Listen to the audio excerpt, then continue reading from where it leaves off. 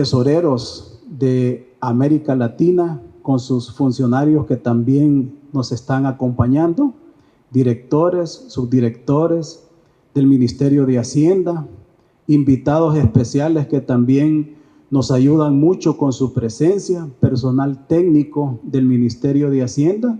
Les damos un agradecimiento muy efusivo por el apoyo, por la presencia que ustedes están teniendo en este evento, y agradecerles esa presencia y agradecerles también su participación. Realmente, cuando uno escucha, ¿verdad?, el caso de Marta Eugenia Cubillos, Jorge Domper, y uno escucha 13, 14 años de presencia, la verdad que es admirable la participación de ustedes en los foros, y me imagino que me quedo cortito, deben haber otros funcionarios tesoreros de América Latina, ¿verdad?, que de igual manera están con un buen tiempo. Francisco Lucero, por cierto, también.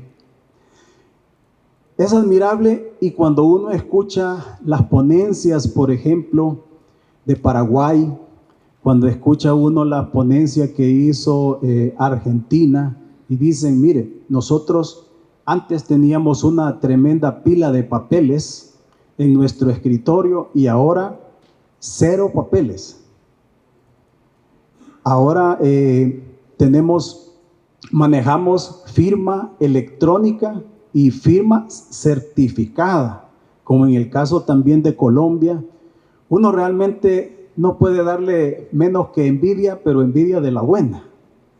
Así quisiéramos ser nosotros, ahí quisiéramos llegar. También cuando uno escucha el caso de República Dominicana, con esa lucha frontal que ellos están haciendo en relación a la centralización de los recursos para disponer de tener disponibilidad financiera y poder desarrollar mejor el rol, uno se queda también pensando, así también quiero ser yo.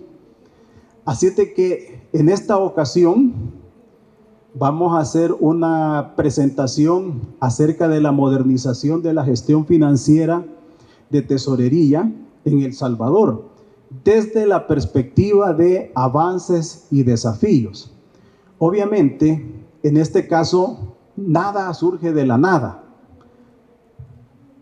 De Paraguay decían, bueno, hemos llegado al conocimiento, hemos aceptado que tenemos escasez, y ciertamente en economía eso es uno de los fundamentos del análisis de la economía, ¿verdad? Cómo administrar la escasez y cómo cumplir las funciones del Estado desde la perspectiva de optimizar el uso de los recursos con los que se dispone. Y eso no es una tarea fácil, ciertamente. Todos ustedes que son tesoreros, creo que día a día se baten con ese mismo problema en toda América Latina. Uno se da cuenta a través de los periódicos que en tal lugar hubo tal problema, que en tal país se dio otra circunstancia, otra situación de problema, y hay algo que nos midió a todos, la pandemia. Creo que ahí sí quedamos al descubierto todos los países del mundo y nos damos cuenta de que realmente es necesario tener una administración súper eficaz de los escasos recursos de que disponen los estados. Y creo yo que he leído escritos, ¿verdad?, del Fondo Monetario, del BID, que hablan acerca del manejo y la administración de los recursos en pandemia. Y ciertamente uno se queda admirado de cómo los escasos recursos de que disponen las tesorerías lograron, y también con el apoyo de los organismos internacionales, lograron sortear esta terrible situación de la cual no del todo estaríamos exentos. Así que, con el agradecimiento de conocer, digamos, los elementos relacionados con las experiencias de los países que nos visitan, realmente creo yo que es bien importante contextualizar esta presentación. Y es fácil hablar de modernización, pero difícil es lograrla y cumplirla. Y la modernización no nace de la nada, tiene un contexto. Y ese contexto, en el caso de El Salvador, como en la mayoría de los casos de América Latina, si no por decirlos todos, se ubica en el plan de gobierno. La modernización del Estado, esta es como la esencia básica, elemental para todos los países. La modernización del Estado significa poner el aparato estatal acorde al nuevo momento de refundación de la sociedad, en este caso de la sociedad salvadoreña. Y nuestro plan de gobierno goza de 4 ejes de acción. Esto es el contexto de lo que estamos viendo. El primer eje de acción, la gestión de los recursos públicos y la profesionalización del sector público. Fíjense, del sector público, no decimos de nosotros los empleados públicos. Y es bien importante porque han habido múltiples iniciativas a lo largo de los años, pero las mismas, si no se les da actualización, si no se les da mantenimiento en el tiempo, también se agotan. En este caso, en el tema de la gestión de los recursos públicos, creo que es bien importante. Las finanzas, la tesorería, los recursos públicos, la verdad de las cosas que en los 4 ejes están. Eso no lo podemos evitar.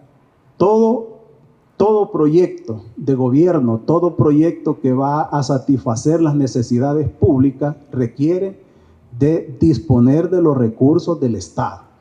En tal sentido, la profesionalización del sector público indica automatizar los procedimientos, automatizar los procesos que se realizan, tomar en cuenta de que se necesita un organismo público de formación constante de nosotros los empleados públicos, y ese organismo existe. Además de ello, creo que la mayoría de países tenemos a disposición lo que se denomina Ley del Servicio Civil. La misma de nosotros data de épocas inmemoriales que realmente ya no cumple el propósito. También esto está dentro del plan de gobierno, una nueva ley de servicio civil. Gobierno abierto. Ciertamente no puede haber gobierno si el gobierno no se comunica con los ciudadanos y si los ciudadanos no pueden comunicarse con el gobierno. Ahí gozamos de una serie de herramientas que ayudan en ese caso. La gobernanza de la gestión pública del territorio. También no se puede gobernar si yo estoy dentro de una oficina. Se necesita un cruce con los actores de la gestión pública, al menos en todos aquellos aspectos que tienen que ver con la gestión pública. Y en ese sentido, el eje número 3, gobernanza de la gestión pública del territorio. Gobierno inteligente, ciudadanos conectados. También necesitamos que los ciudadanos tengan medios para hacer llegar sus demandas al Estado. Necesitamos que el ciudadano común y corriente, no aquellos que tienen, digamos, tremendas plataformas de internet, sino el ciudadano normal, el común y corriente, tenga acceso a esa posibilidad de poder dar su opinión ante el gobierno. Y por eso tenemos la apertura a través de las redes sociales. Pero nos vamos a quedar en este contexto con la gestión de los recursos públicos y la estrategia gubernamental de innovación. Quiero decirles que el actual gobierno le apuesta en mucho a la innovación. Eso es algo que está presente día a día. Y en ese sentido, la estrategia es asegurar que las entidades que conforman los distintos niveles del Ejecutivo puedan tener de manera articulada y constante sus actuaciones, que las mismas se dirijan a mejorar el desempeño general del Estado en la prestación de los recursos, en la prestación de los servicios públicos y en propiciar un buen clima de inversión. Mucho se decía antes, ¿verdad? No, queremos luchar en la atracción de la inversión. ¿Pero cómo? Si no tenemos un buen clima de inversión que llame esa atención, que sean los extranjeros los que digan, bueno, yo quiero ir a El Salvador o yo quiero ir al país A o B porque me gusta, quiero invertir allí. Pero eso solo se logra generando un adecuado clima de inversión. Pero como bien decía Paraguay, esto es escaso. Entonces tenemos que optimizar la recaudación de los recursos públicos. Sin dinero podemos hacer miles de planes, pero lo necesitamos, ¿cierto? Y como les decía, hay una serie de acciones de innovación, porque ahora ya no es única y exclusivamente con las sanas y buenas intenciones, sino que necesitamos mecanismos que articulen la gestión del Estado, que le den mayor nivel de eficiencia, mayor nivel de potabilidad, que los ciudadanos puedan auditar, que ellos puedan ver. Y en ese sentido existe, lo puse de último, existe la Agenda Digital de El Salvador 2020-2030. Y allí podemos encontrar una serie de factores como lo que hablaban nuestros hermanos tesoreros de Argentina y de Paraguay, ¿verdad? Reemplazar documentos físicos por documentos electrónicos. La firma electrónica. Una situación sumamente importante para que los funcionarios del nivel que corresponda puedan gestionar. No pasen única y exclusivamente en el escritorio firmando. Hay muchas gestiones que hay que hacerlas y hay que hacerlas de campo o al menos en reuniones, pero a veces no se puede porque, como bien nos decían, tenemos una pila de papeles ahí que hay que sacar. Entonces la firma electrónica es sumamente importante. La política de cero papeles. Nos estamos acabando el medio ambiente. En las primeras presentaciones veíamos el tema de los reportes, veíamos el efecto medio ambiente, el efecto naturaleza, el efecto de todos los recursos naturales que nosotros tenemos y que hay que ponerlos a cuenta. Pero nos estamos acabando nuestros árboles a través de la utilización de la documentación en papeles. La factura electrónica. Ciertamente la factura electrónica ayuda en el desenvolvimiento. Si queremos obtener recursos, si queremos optimizar la recaudación, importante es tener dos elementos: factura electrónica y una simplificación administrativa. Hablábamos antes del clima de mejorar el clima de inversión.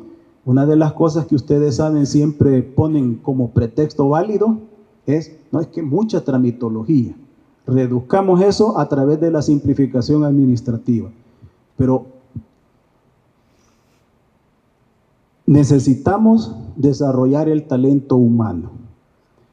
Aquí estamos, todos los que estamos acá, estamos por eso, por desarrollarnos en este ámbito del conocimiento. Comercio electrónico. Ahora todo es factible a través del comercio electrónico. El Salvador tiene una nueva ley de compras públicas, incluye el comercio electrónico para las instituciones públicas. También tiene ley de comercio electrónico para las instituciones privadas. Entonces, ahora es cuando debemos de aprovechar esa situación. Queremos crecimiento económico, queremos diversificar el desarrollo económico, aprovechemos todas las herramientas que se disponen. La modernización normativa, ya lo dijimos, tenemos una serie de procedimientos y a lo mejor pudimos haber construido la mejor ley en su momento, pero ya no tiene vigencia. Necesitamos modernizarla y la utilización de las tecnologías de información y comunicación, que por demás está decirles, ahora no se puede trabajar sin tecnología. Venimos del 2003 hacia atrás. En todos los eventos de Fotegal se han planteado todos los elementos de modernización, porque modernización de continuo tenemos.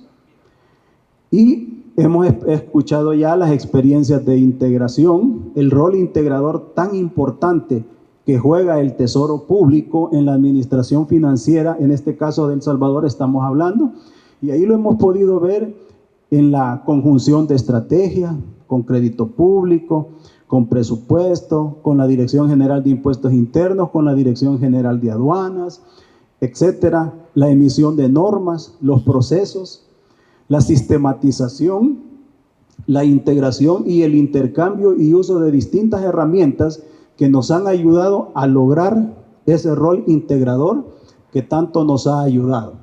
Claro, hay una diferencia entre modernizar, una diferencia entre automatizar, digitalización y transformación digital.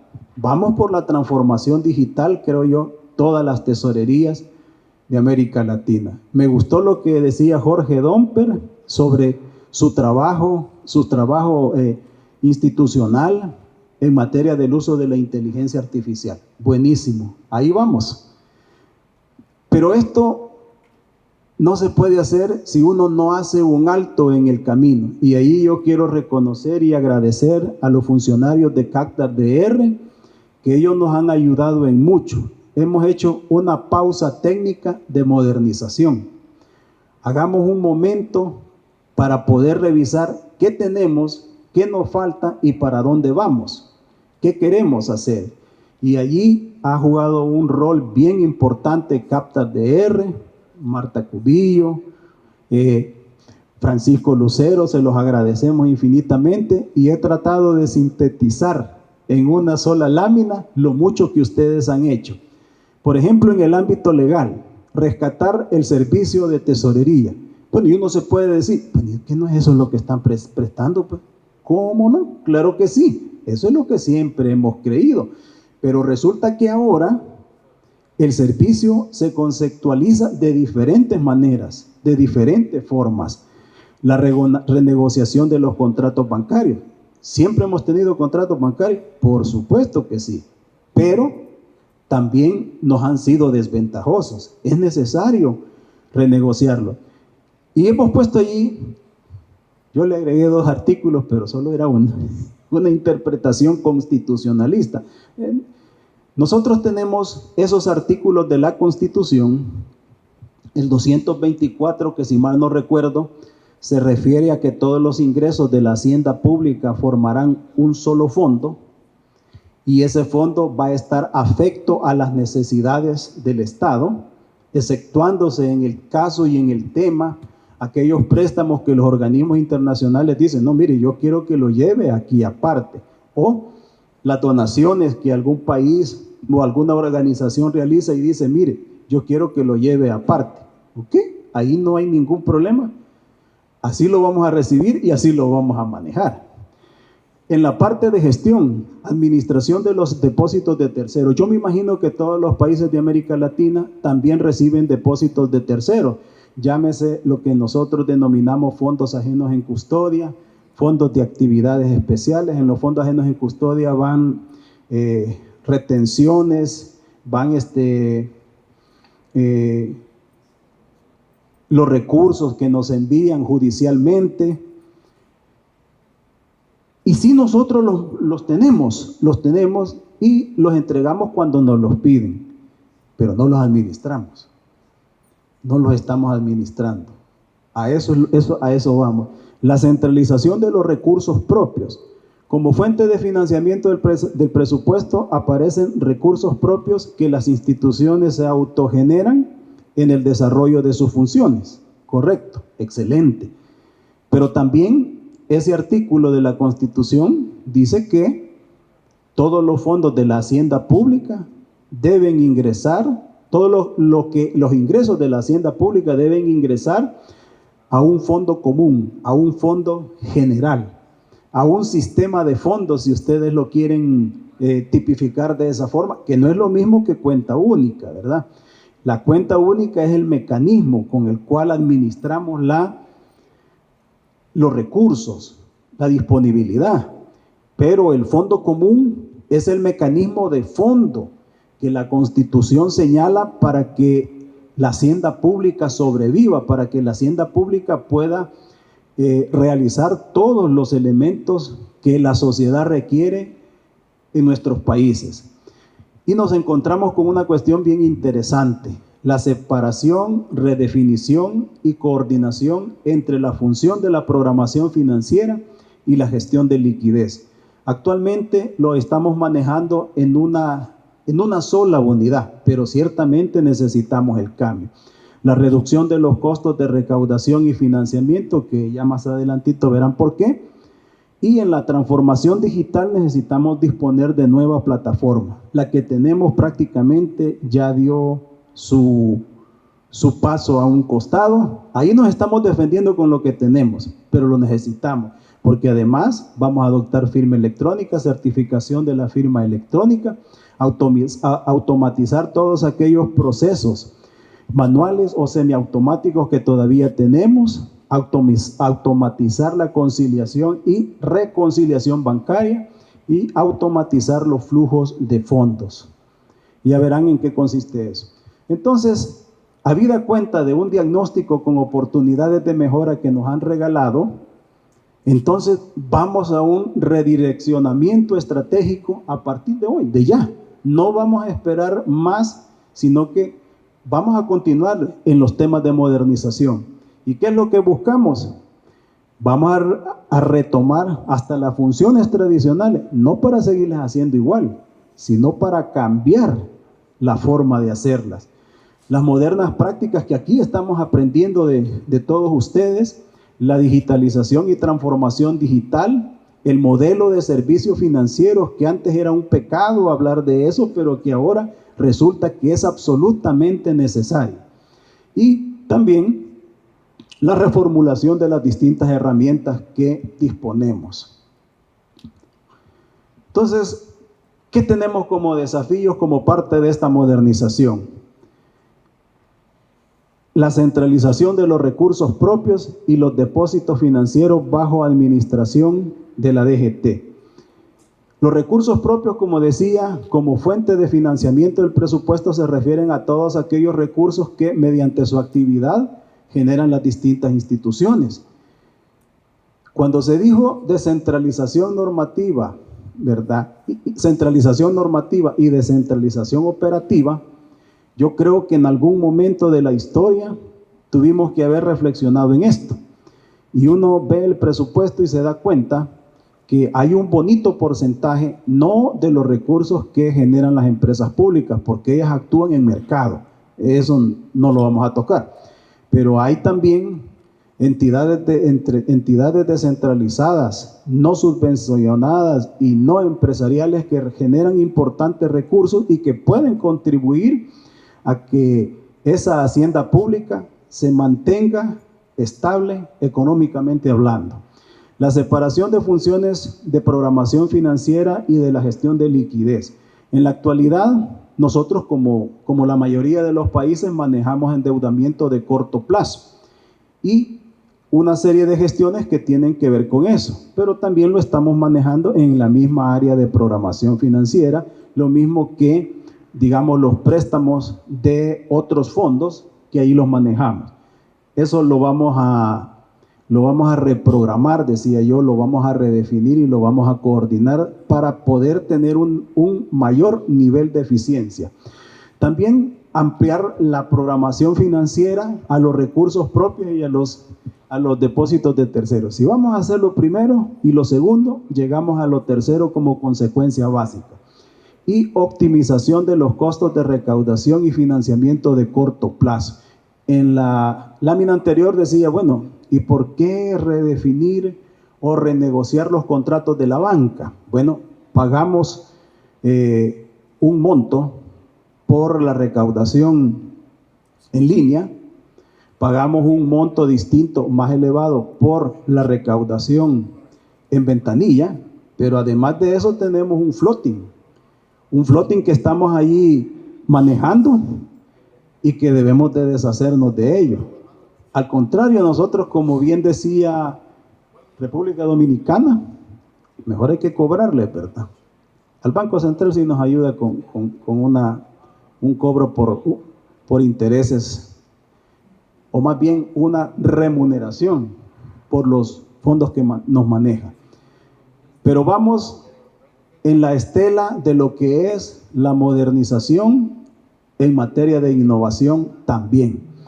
Nosotros estamos trabajando con la Dirección de Tecnología y se está construyendo para el señor viceministro de Ingresos, para las direcciones que él está administrando, como es la Dirección General de Impuestos Internos, la Dirección General de Aduana y la Dirección General de Tesorería, originalmente.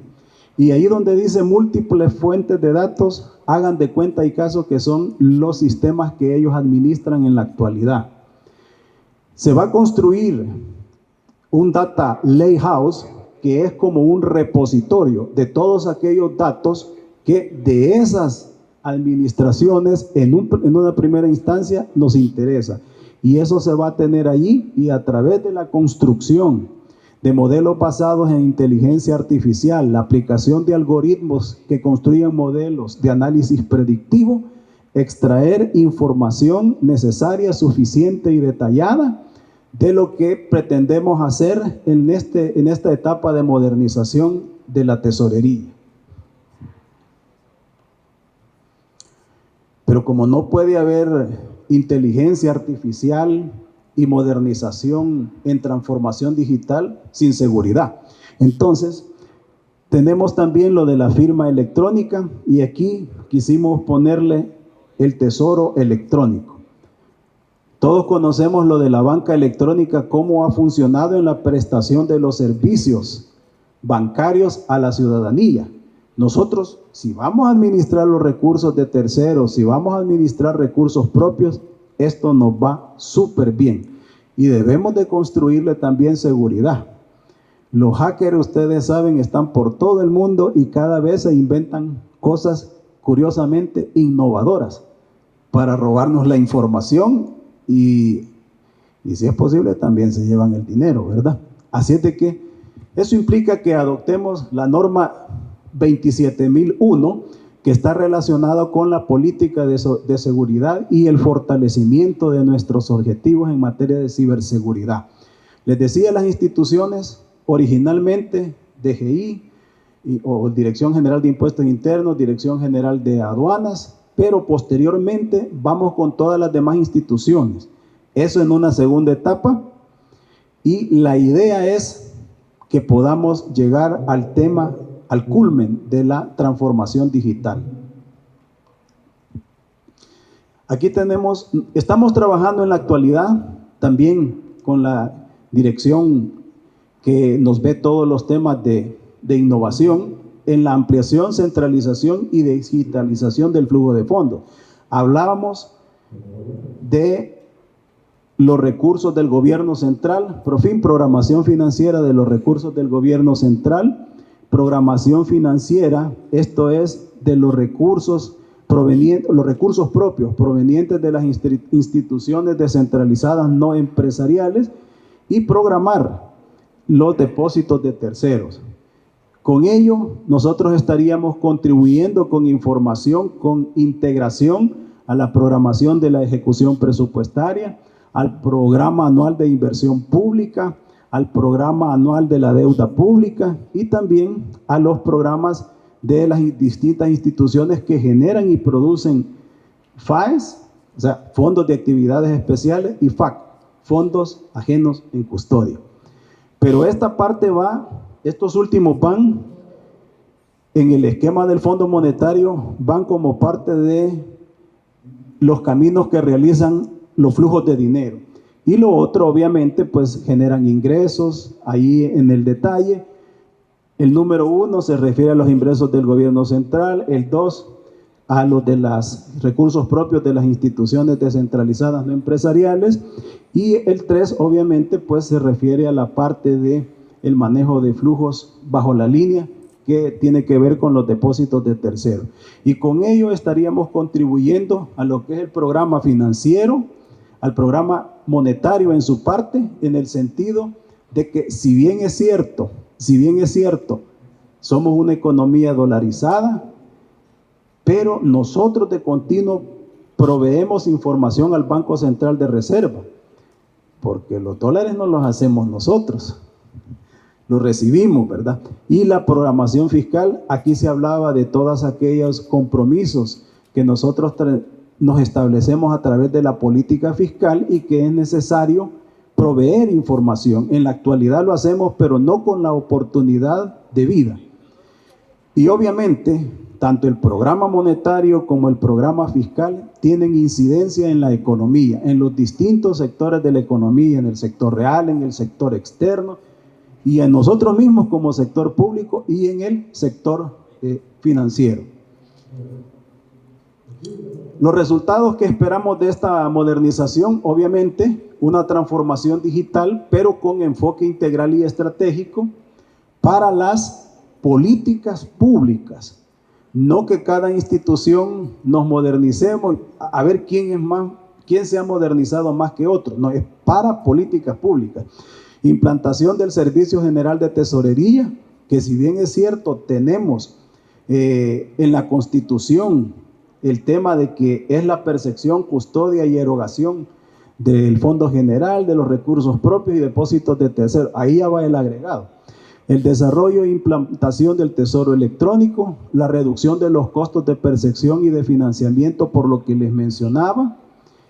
Bueno, imagínense en financiamiento, si alguna institución pública que genera recursos propios nos compra instrumentos de corto plazo, obviamente hay que pagarle intereses. Distinto fuera que nosotros los tengamos, pero además tampoco es que no les vamos a dar nada, ¿va? Por eso es que debemos tener un manejo de lo que es una administración de lo que es los recursos propios. La implantación del flujo de fondos electrónicos, como ya lo veíamos, y no nos podemos quedar atrás. El desarrollo del talento digital y la gestión del cambio en todos los que participamos de la Dirección General de Tesorería. Muchas gracias y disculpen porque sé que me llevé un poquito de más tiempo.